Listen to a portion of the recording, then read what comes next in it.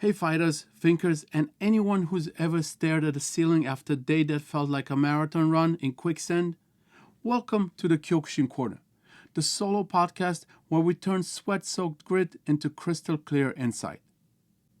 I'm your host, and today we're tackling a question that hits every practitioner at some point. How do you bridge the gap between that bone-crushing exhaustion and the sudden flash of clarity that follows?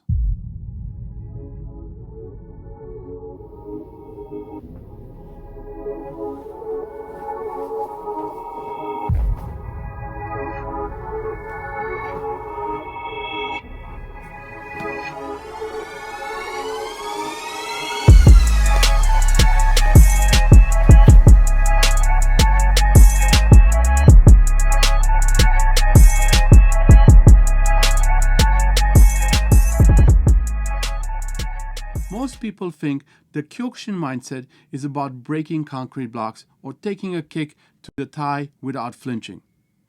They see the bruises and they think it's all about toughness. They think it's about pain. But they're missing the point. It's not about the pain. It's about the silence that arrives after the pain has tried to break you. Have you ever been in that room? The one where your lungs feel like they're filled with broken glass, your legs are turning to jelly, and your brain is screaming at you to just stop, to just lie down. That moment, the specific, ugly, suffocating moment of total exhaustion, is where the real fight happens. And today, I want to talk to you about how to bridge the gap between that absolute darkness and the piercing cold clarity that waits on the other side. Because if you can survive that bridge, you don't just get stronger. You get something far more valuable. You get bulletproof. Let's get into it. The anatomy of the wall. In Kyokushin, we don't run from the wall. We invite it. When you're sparring or doing your 100 round of push-ups, the wall is that physiological boundary where your body decides it's had enough. Your ego starts to write a script. You're tired. You're slow. You're going to get hurt.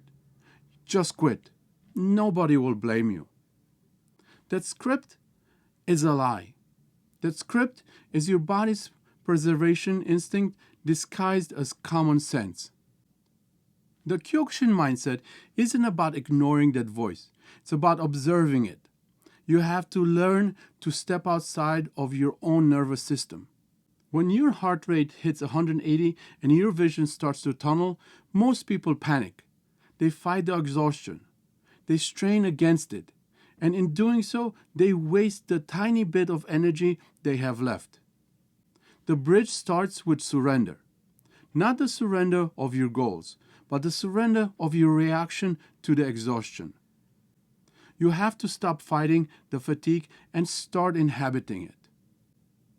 Here's the bridge, the micro shift. So, you're on the mat. You're at the breaking point. How do you cross the bridge? You break it down into the smallest possible unit of existence. This is the secret. When you start thinking about the next 5 minutes, or the next round, or tomorrow morning, you've already lost. That's too much weight for a tired mind to carry.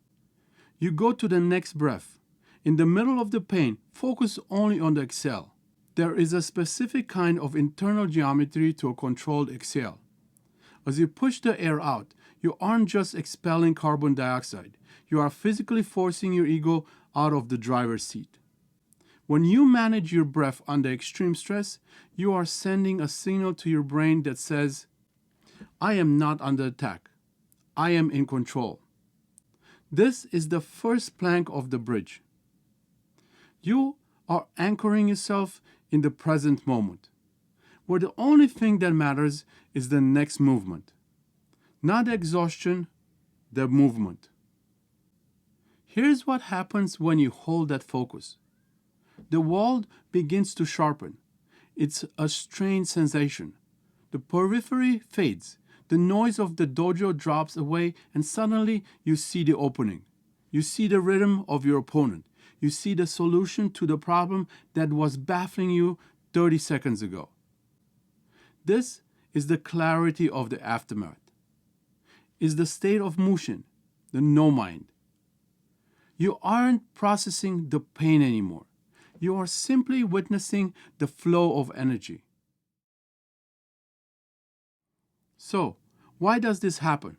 Because when you push through that threshold, you burn off the excess, the fear, the doubt, the social anxiety, the what-ifs of your day-to-day life. It all gets burned up in the furnace of that exhaustion. You are left with a bare-bones version of yourself. And for the first time all day, you are completely undeniably honest. You can't lie to yourself when you're that tired. There is no room for theater. You are who you are. And that version of you, that version is capable of things you didn't think were possible 5 minutes ago. Now, here is where most people get it wrong. They treat this experience like a one-off performance. They go to the dojo, they suffer, they find the clarity, and then they walk out the door and leave it on the mat. Don't do that. That's a waste of the pain. You have to loop this back into your life.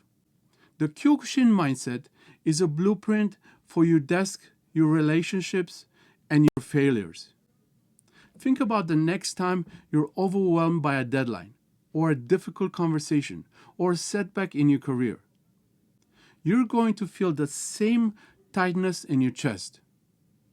You're going to hear that same voice telling you to quit or to hide.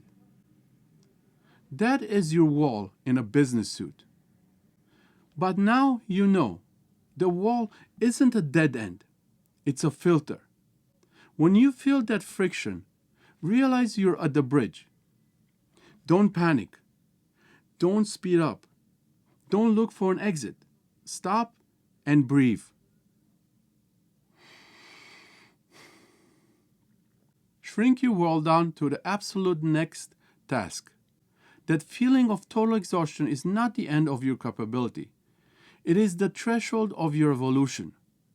You are clearing the debris to make room for a higher level of performance. Look, first of all, life is going to kick you. It's going to hit you with heavy kicks to the ribs when you aren't expecting it. That, my friend, is a guarantee. You cannot control the hit. You cannot control the exhaustion. But you can control the bridge. You can control how you traverse the gap between I can't and I am. Next time you're training and you're really dying, don't just wait for it to be over. Pay attention to that moment, because that is the only moment where you are genuinely free. The exhaustion is the fire, the clarity is the steel. Stay on the mat, stay focused, and don't you dare stop moving. I will see all of you on the next one.